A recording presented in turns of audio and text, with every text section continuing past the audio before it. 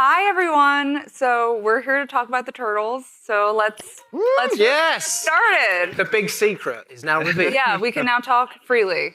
So I'm Amanda. I've been working at Paramount for the last almost 10 years. I'm a creative and business development director, and I have been working on turtles for like half of my adult life. And started off by playing the Turtles games in the arcade. I've probably spent way too much money on Turtles and time. So yeah, I'm just so excited to build this legacy with you all. Yeah, I'm Dan. I'm a senior producer on the F&E content development team at Epic. I've worked on the Patchwork launch, Rocket Racing UGC, the concerts we released in UEFN earlier this year.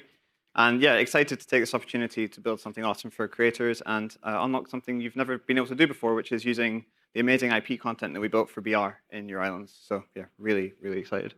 Very exciting. Yes, I'm Alex Hammond. I'm a creative director at the Epic Games London Innovation Lab. I'm a senior 3D generalist. I am a real-time generalist as well.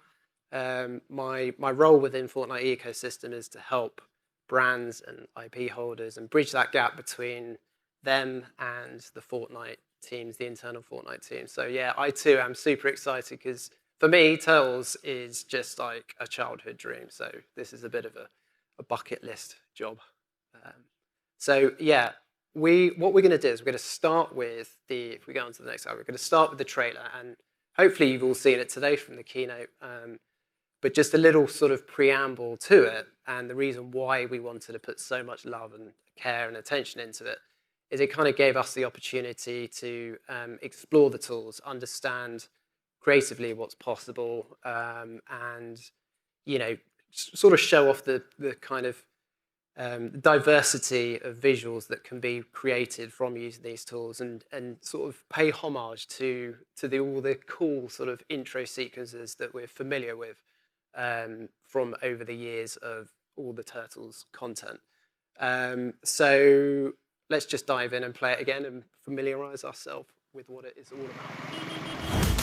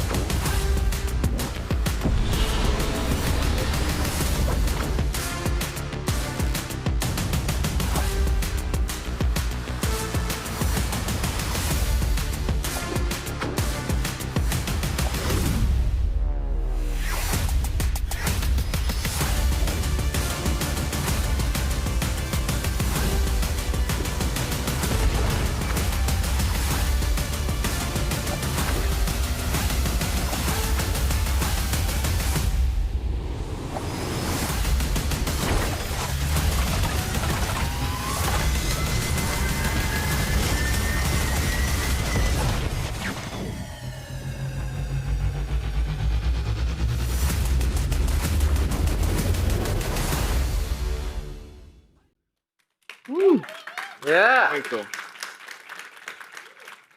So how did we get here? Turtles has such a rich history in gaming. The first Turtles game came out in 1989, and over the years we've launched so many different types of Turtles, different genres, different platforms, and we're always looking to evolve the Turtles IP, especially in gaming, and to be where our fans are. So Fortnite for us was the obvious next step. So we started with Battle Royale. We launched the outfits and the weapons in 2023, and those weapons were just so good. We're like, how can we do more with them? And so we just kept talking, and then here we are now.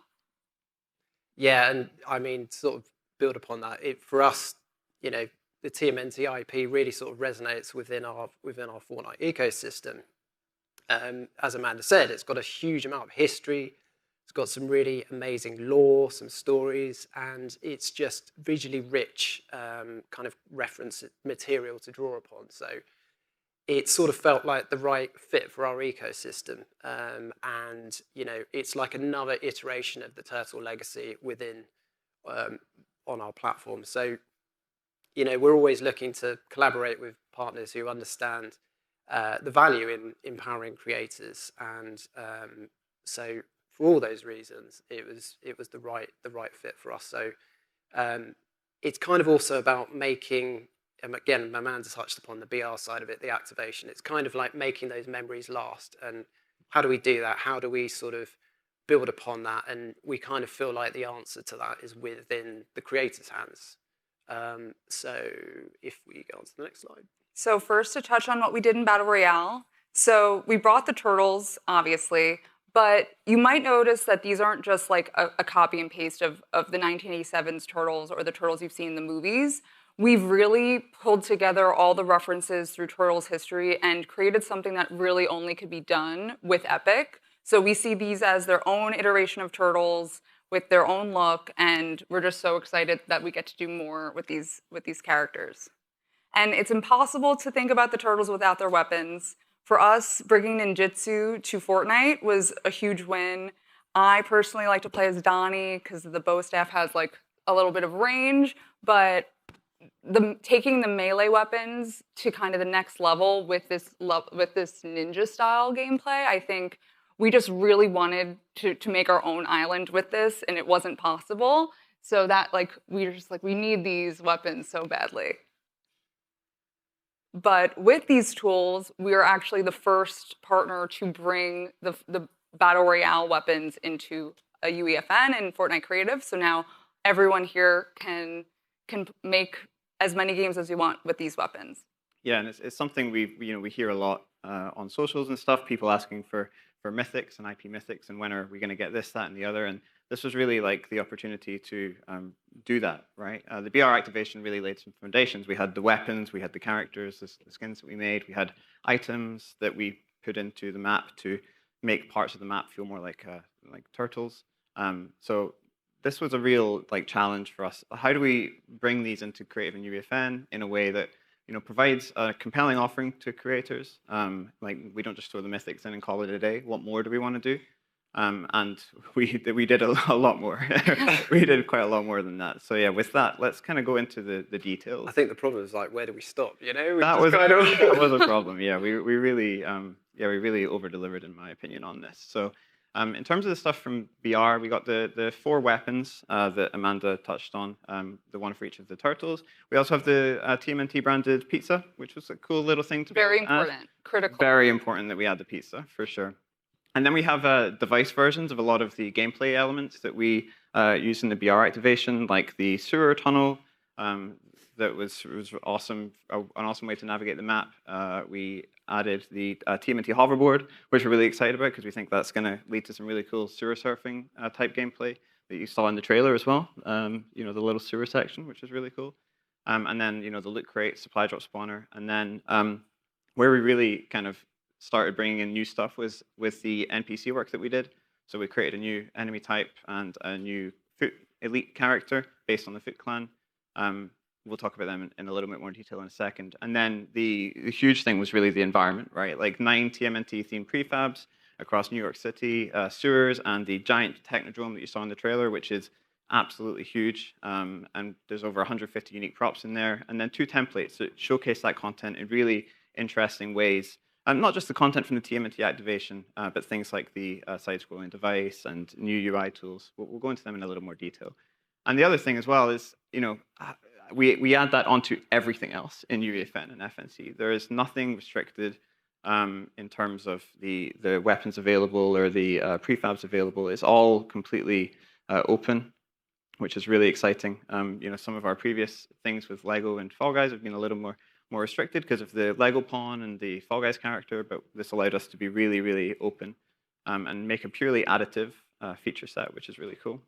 And there's a couple of things we did as well for the wider ecosystem that aren't restricted to the creator tools, right? So we built 2 post-processing effects, which we'll go into in a bit more detail when we talk about the template.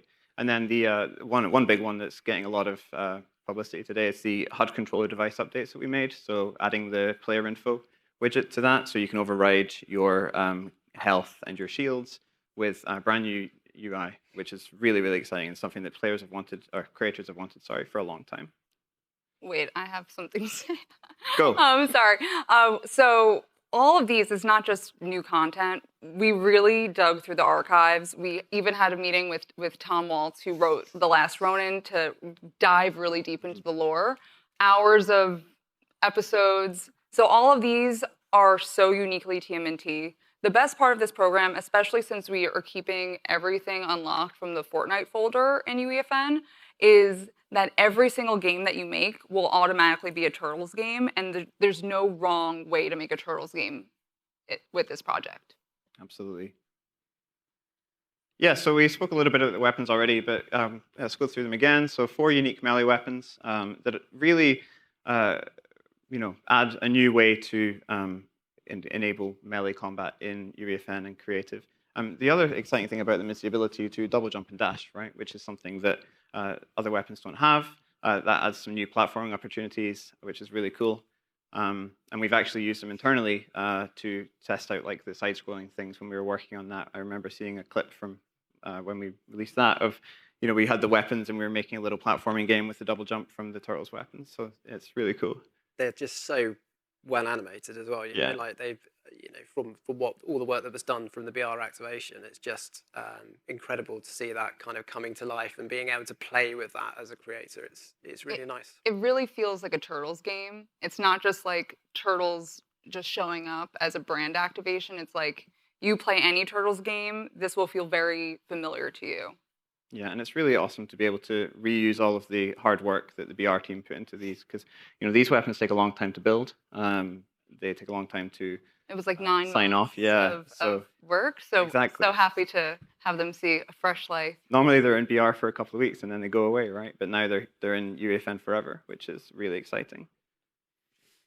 The other thing as well from the BR stuff that I mentioned was the reskinned BR devices, which are authentically TMNT versions of existing gameplay elements that we have. So moving between the sewers with the TMNT sewer device with the awesome transition, which will show up. You can see in some of the templates, and the TMNT loot drop with the supply drop as well, and the driftboard, which is the existing driftboard that we have, but TMNT themed, and it just makes us that makes it a little bit more authentic when you try to build a sewer surfing game. And the most complex area we tackled as part of this, both technically and creatively, in collaboration with Paramount, was the characters. How do we build an NPC that isn't just wildlife reskinned? How do we provide players with a Foot Clan character to use without building a brand new Foot Clan skin, which can take, like the BR thing, up to 9 months to do? And how do we bring the turtles in as NPCs without giving too much freedom, right? Like we want the turtles to work in certain ways. Yeah, because turtles, they're ninjas, so they have to be animated to really look and act like themselves. So with this, it really allowed us to feel comfortable with the turtles being in different contexts while also feeling very much like a ninja.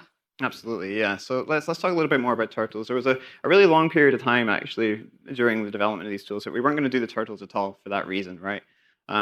The villains we kind of put in as the CIDs. We let you do, whatever you want to them. You can. The villains are mysterious, and we're open to whatever you guys feel like doing with them.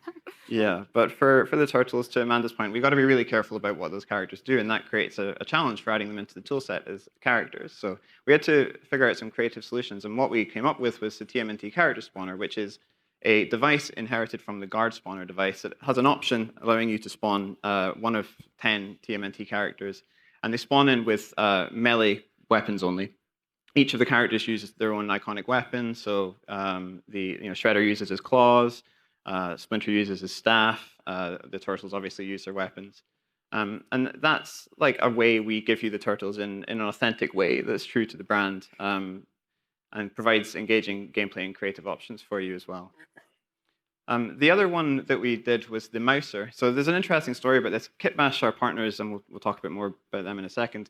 They built a Mouser prop as part of one of their prefabs, as a sort of Mouser on a factory line. Conveyor belt. Yeah, and Paramount and Amanda pointed out that putting them into the world without making them playable wasn't great experience for creators, because they'd be like, why can't I wanted to chase things. And if you've played a lot of Turtles games, when you see a Mouser, it's like if it sees you, you're in for it. So we really felt that in order to make this experience for players and for creators, we needed to have the mousers in a more meaningful way. It was one of those realization moments. You're like, oh no, you're right. I can see where this is going, but yeah, you've hit the nail on the head there. Yeah, and the NP spawner itself, as I'm sure a lot of you know, is quite limited to a few character types, right? You've got your wildlife, you've got your humanoid, you've got your custom one as well, but it's quite limited on what you can do. And we tried reskinning a raptor with the Mouser model, and very silly looking. It did not look great. Mouser 1.0. Mouser 1.0, yeah, making dinosaur noises as he chased you around the map. It wasn't great. And custom was a little bit too restrictive for what we want to do as well. So we built a new NPC type, and that's the first time we've ever done that in UEFN, which is super exciting. So when you go into the NPC spawner, there's a little drop down, and you can pick Mouser, and it'll spawn it in with unique animations, VFX, SFX, attacks, and it just creates like a real TMNT feeling character that you can really easily add to your UEFN experiences. Yeah, so let's dig in a little bit more into the sort of iconic props and prefabs. We've sort of spoken about authenticity to the IP, finding the right partners. And for us, Epic, Kitbash was the right partner creatively to help build us these incredible props and prefabs. If any of you have used any of their kits, then you'll know just how much sort of care and attention goes into their work. They kind of deeply understand storytelling and how to inject that into world building, content creation. So, Brock, where are you? Put your hand up. There he is over there. Brock from Kitbash there. He did an absolutely amazing job of this. I think it's safe to say that you're also a die-hard fan of Turtles, right? Yeah, cool, good. Just a super quick overview of the kind of creative process that we go into. Having kind of decided that we're going to focus on New York City, the sewers and Technodrome, we then kind of went through that collaborative process of where you start conceptualizing things very quickly, rapid sort of iterations to understand before you go heavy into that 3D production, just understand what the goal is, and making sure that everything fits together. We're ticking the right boxes with the lore, we're maintaining that authenticity. Details, like some of the details were so small, like numbers on a wall. Yeah. But like, luckily, everyone's such a super fan that we were just having a blast. It's just out. It's full of that. It really is, and I think as you play with it more, you'll start to see the sort of backstories that are going into all of these pieces. So yeah, you can kind of see the amazing overview there. Obviously, those iconic sort of props then get built into the prefab constructions. So here we've got our New York City overview. Obviously, the interiors are just as detailed as the exteriors, but we kind of got Rabbit Hutch here, which is that's a very deep cut. Very deep cut.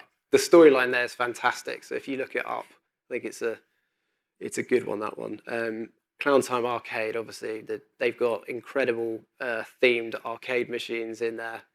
Really nice attention to the graphics work. Flash of a Cash Gym, Shredder's Giant Fist. I mean, why not? Let's put it in there. That came from an episode, Revenge of the Shredder, which was also a good one. I enjoyed going back and reliving those moments. Baxter's Lab, awesome. Obviously, we just spoke about the Mousers and how that came about. The Foot Elite hideout, once you find out who really is controlling that space when you go inside. And obviously, Channel 6 Landmark, that's, it's a great... no city could be complete without the Channel 6 building. So. And no Turtles game can really be complete without that building. We've got the two kind of turtle lair. We've got Splinter's kind of dojo area, and we've got the turtle hangout, which it's amazing. Again, the detail in there is incredible. All the graffiti work, the individual turtle rooms, TMNT skate ramps, wooden katanas. Absolutely amazing little wooden dummies themed on Shredder and the Foot Clan, so go in there and check those out.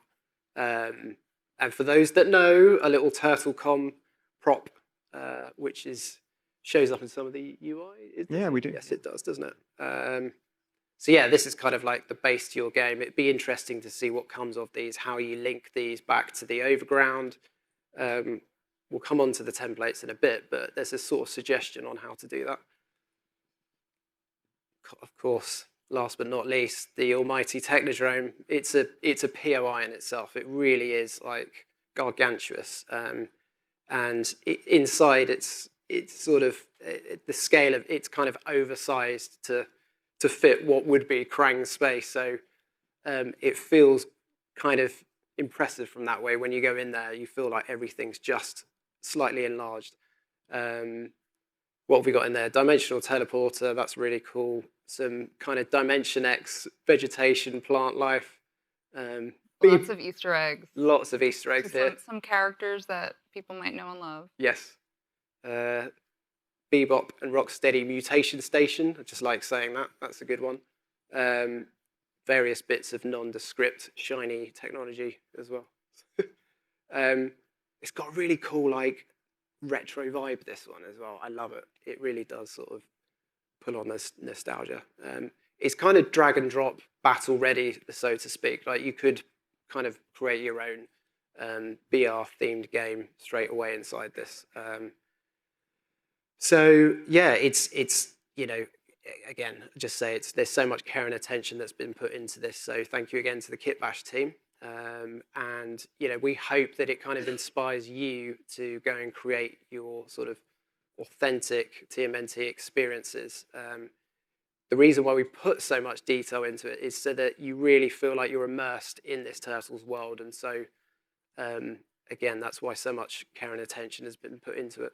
Also, these weren't just designed by visual designers. We had game designers on our team. So everything, the way that the prefabs inside and outside are designed, it's really to inspire a lot of creativity, the different types of genres that you could explore. So this one, like there are 4 entrances, so you could fly out the top. Like it's 12 stories high, really huge. So just the gameplay potential is really like astronomical. Yeah, it's ready for gameplay. Like we have, professional designers who work on, the layout and make sure it's fun to go into combat in and things like that. So yeah, it's nice to sort of the 3 types of assets. You've got like the interior space of the sewers. You've got the exterior rooftop alleyway, sort of street level of New York City, and then obviously this almighty kind of prefab of Technodrome. So there's a lot of sort of diversity there in gameplay types. Yeah, so we're also shipping 2 templates, or we did ship, I should say, this morning, 2 templates with the tools. And the purpose of these was really twofold: to show off the TMNT stuff that we've made, and also to show off some of the new tools we've been working on in UEFN over the past couple of months. So the first one I want to talk about is the arcade template. When we were prototyping ideas for TMNT, one of the first things we thought of was that classic side-scrolling beat-em-up style gameplay. You clear a screen of enemies, you move on, you transition from location to location. And we'd recently released a side-scroller device. I mentioned earlier that we actually used the weapons when we were developing that to play around with platforming sections.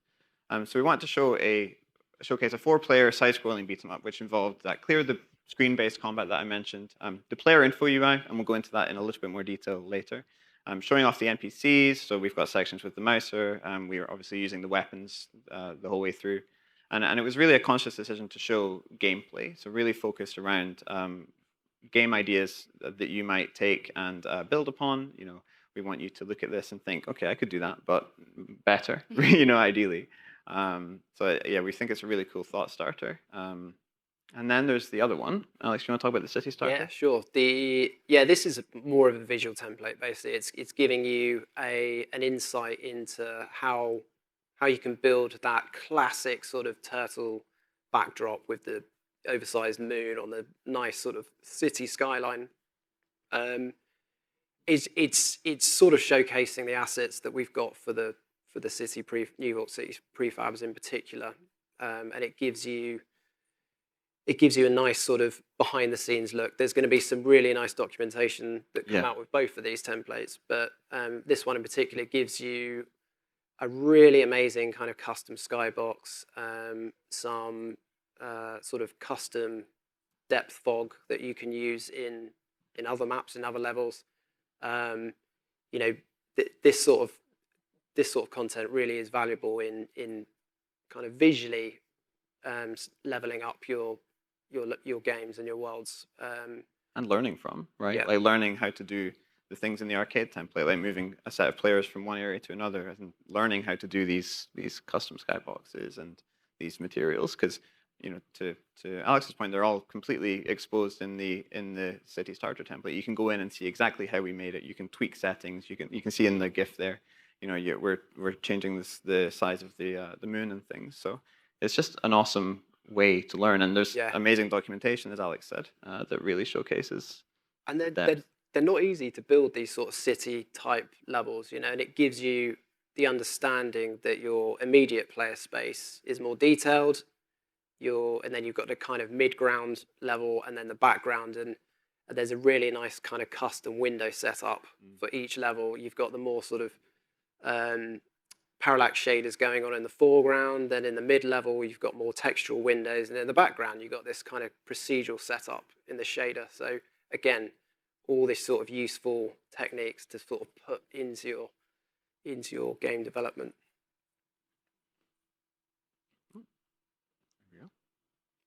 Yeah, and so again, sort of touching upon these post-processing effects. Along with that, we've got some general kind of ecosystem updates. Again, to what Dan's point was just saying, these have been developed through the TMNT project, but we're giving these away, generally speaking, so you don't have to be part of this TMNT in order to gain access to them. They have become free for everyone, right? So yeah, they're usable in any UEFN island. So everything in the next few slides is available to use in any UEFN experience, TMNT or standard. Yeah.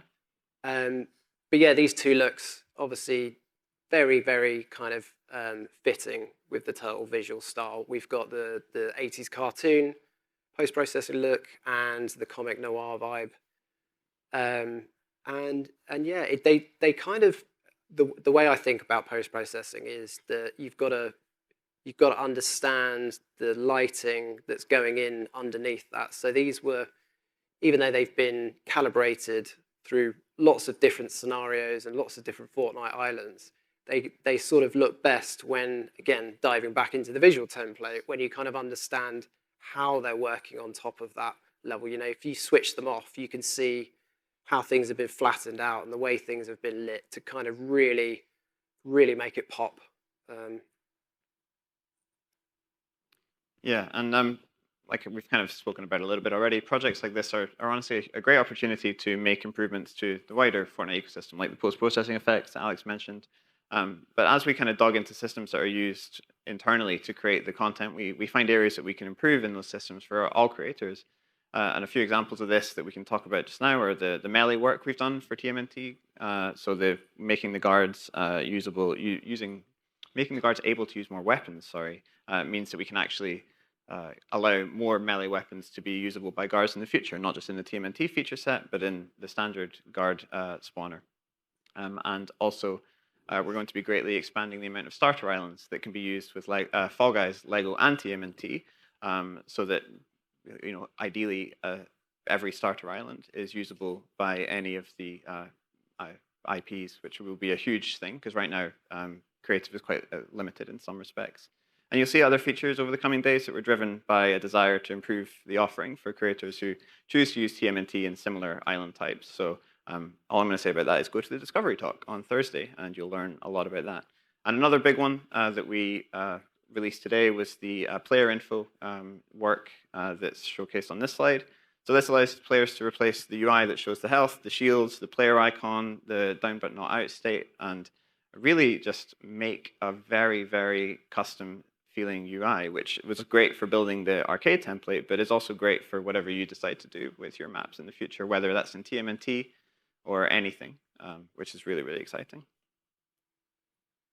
So this is our take on a Turtles game. We're just in this testing process to see how do these tools work? How do we create something that feels really core to Turtles? But really, like, this is what a beat 'em up would look like, but we're just more excited about what you guys will make. We think that the future of turtle creators are in this room, so this is just a starting off point. We hope that you make something even better than this. So yeah, we're just excited to see what you all do. Absolutely. So in order to continue to evolve the turtles, we really need to invite more talent in to work alongside us. So what we think is, like, everyone in this room is going to help build the rest of the turtles' legacy. But to finish, we're going to go around and say what we're going to try to make ourselves. So Alex, do you want to start off with yours? Yeah, I mean, I've been quite obsessed with the sort of TMNT Ronin comics. So for me, I'd focus on a sort of narrative, story-driven, almost comic noir vibe, dark, moody. Use the black and white. Yeah, use the black and white post-processing, kind of give it a, you're playing inside that comic story. So I would, for me, try and bring that kind of idea to life. And I would take Technodrome, make it really dark, put loads of mousers in it, add the first-person camera, and make like a first-person mouser hunt in the Technodrome. I think that'd be really cool. That'd be pretty smart. Yeah. Sounds a little spooky. Kind of spooky. Yeah, they got big red. I wanna play that. But mine, I'm gonna take a slightly different approach. I'm thinking a Shredder's dating sim. There you go. I just have a feeling that there's gonna be some really good chemistry between Shredder and Peely. So Absolutely. we're shipping it here at Paramount. But that is our talk. We're just so excited to hear what everyone is gonna make. Absolutely. Awesome. All right. Thank you. Thank you guys Thank so you. much.